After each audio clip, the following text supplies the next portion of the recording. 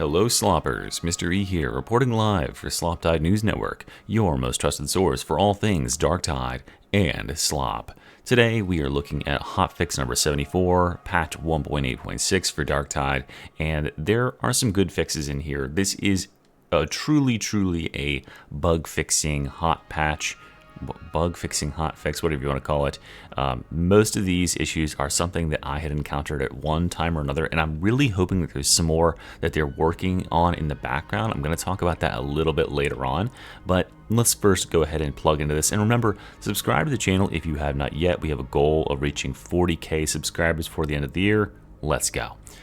Firstly, we have the big fix, which is this fix that was causing mostly Arbites to crash.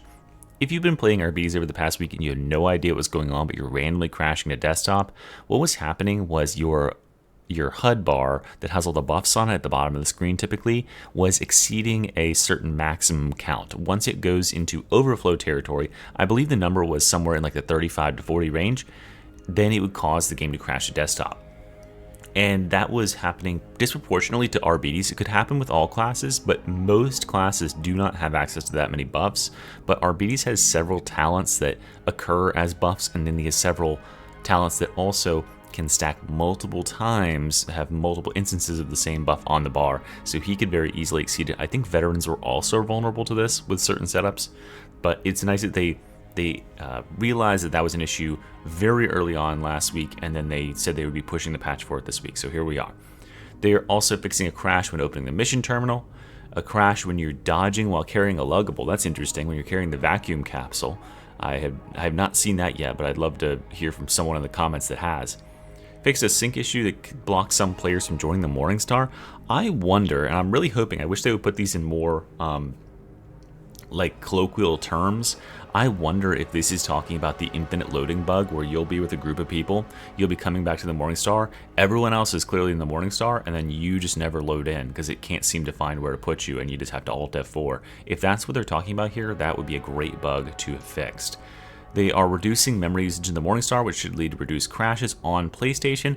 I'm hoping that I had to copy that quote. I'm really hoping that this reduced memory usage in the Morningstar is applicable to all platforms. I don't know why it wouldn't be.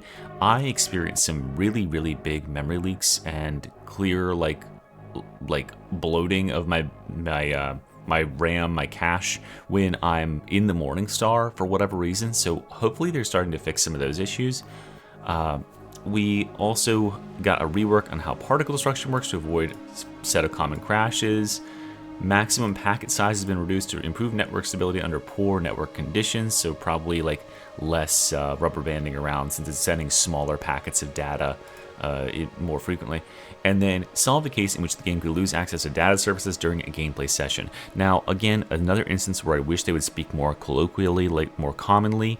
If this is error code like 2014 that we've been experiencing forever, that would be amazing, because error code 2014, if you're not familiar, guys, I love how these error codes have been in the game for long enough that I like know them by heart. But error code 2014, what you'll experience is suddenly all the enemies keep walking in the direction they were already walking in, all your allies start standing still, and the world is just like completely desynced, and you're like, uh-oh, I'm gonna crash.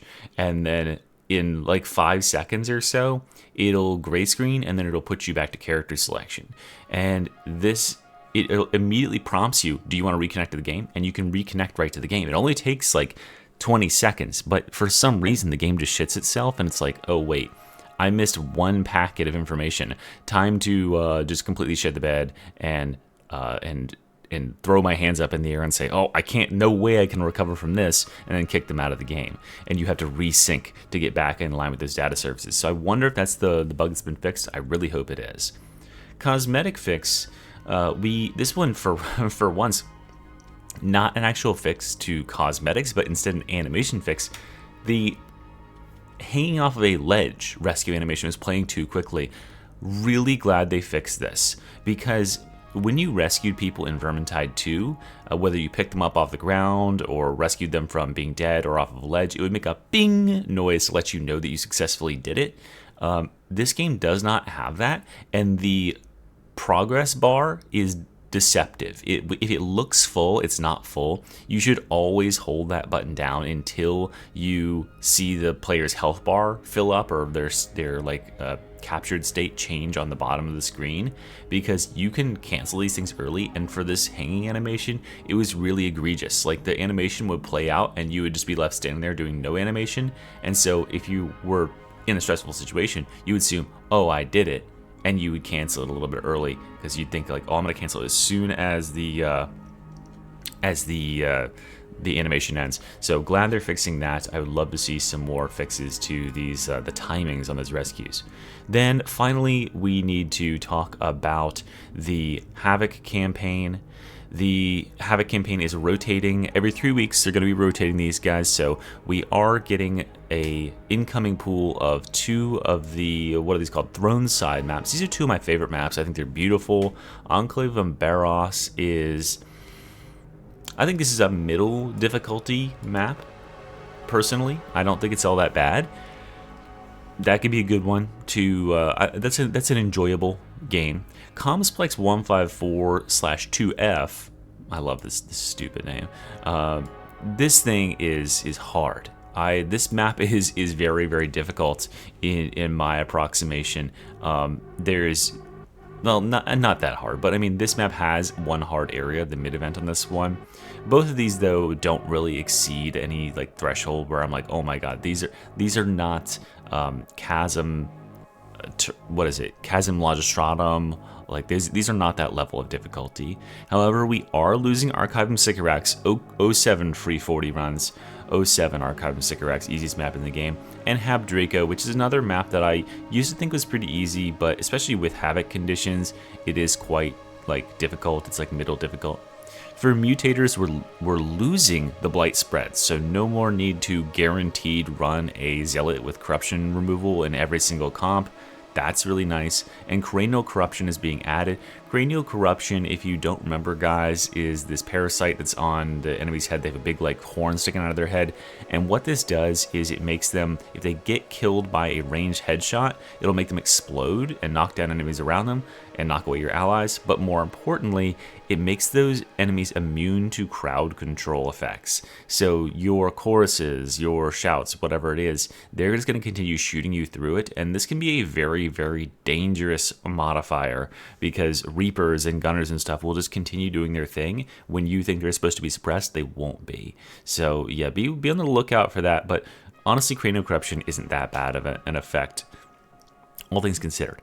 We now talk general fixes with Arbites. There's some teleporting issues with the dog, and they would move weird. That's great.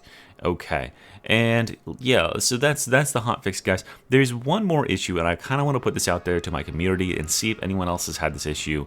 Roughly, I want to say it was like 3 days ago. I think it was on Friday that I first noticed it. Friday about midday, I started to suddenly experience flickering in my DLSS. I run DLSS frame generation. I usually run it at 4x, but I started to experience flickering, and I reduced it to 3x, which fixed it for a while, and then I reduced it to 2x, which fixed it for a while. But yeah, I'm still encountering this flickering issue. I'm encountering artifacting on certain maps when I'm looking at the lights. And I also am noticing that my GPU usage is way down over what it was prior to that day. I'm wondering if there was some sort of like unmentioned hotfix, like just a small patch got pushed for some performance something or other. Because yeah, my performance was way lower for that day, and has been since then. The performance is stabilized, but I mean, I was having players in my games who were saying that they were getting like 40 FPS when they normally are having 100 plus, and this is just out of nowhere on random maps. So I don't know what is going on with this. I hope that they can sort of triangulate and fix some of these performance issues, because there is no way a computer like mine should be having any performance issues at all, and these have arisen out of nowhere. Like, I literally had perfect graphics on Thursday. On Friday it started to degrade, and no, my graphics card is not melting. Thank you very much for asking. But that's all I have to say today, guys. Stay tuned for more Sloptide news this week. I know it. In my heart of hearts, I know that we are receiving the drop on what the fall update is going to be. It's got to be this week, right? There's no way, because the update for fall has to be coming out in September sometime in order for them to do the turnaround for the December update, which always has to be launched very early in December because they go on winter vacation. So we should be expecting that very, very soon. I'm really hoping we get it like this Friday. That's usually been a trend for them, and I can't wait to see what they have in store. I hope you can either. All right, guys, thank you very much for watching. Mr. E's out of here. Bye-bye.